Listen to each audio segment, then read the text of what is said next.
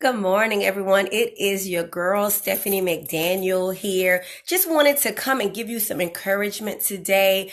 Last week, I posted about having thick skin.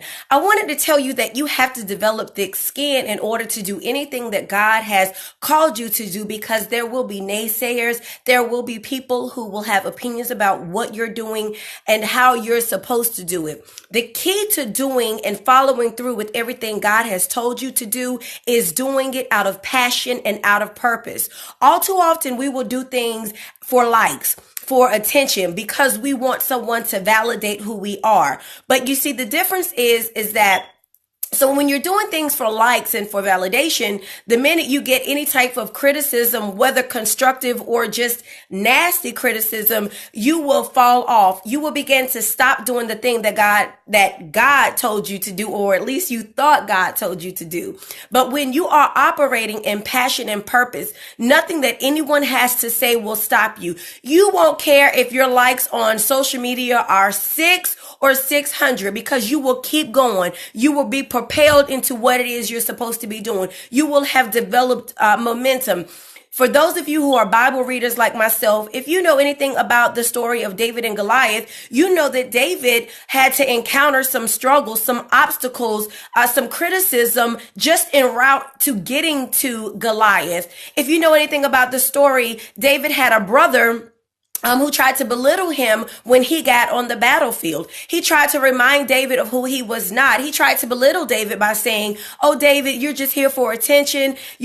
Go back and tend to those few sheep you have." So his brother represented someone, a naysayer, who will try to remind you of who you are not, or try to remind you of who you used to be, so you won't keep going forward. When you are doing the thing that God has told you to do, guess what? You will encounter those types of people. But David, on the other hand, because he understood he was called, and because he understood that was his purpose, and because his intentions, his motivation was to please God, he kept right on going. Then he encountered King Saul, the very person he was going to be fighting for. But if you know anything about King Saul didn't intentionally try to belittle David, but he told David, you're a young boy. You don't know anything about this. Here, take on my garments. Put on my armor, do it my way.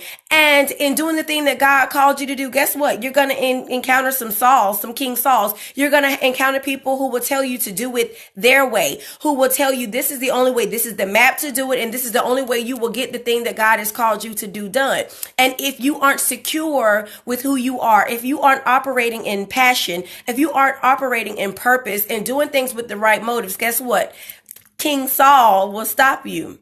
But not only did David encounter his brother trying to belittle him and King Saul trying to tell him to do things his way, he also encountered, guess what? That giant Goliath. And Goliath tried to embarrass David before they even began to fight. He tried to belittle David in front of everyone and joke David. And you will encounter those same types of people en route to doing what you are supposed to be doing. So don't let naysayers stop you.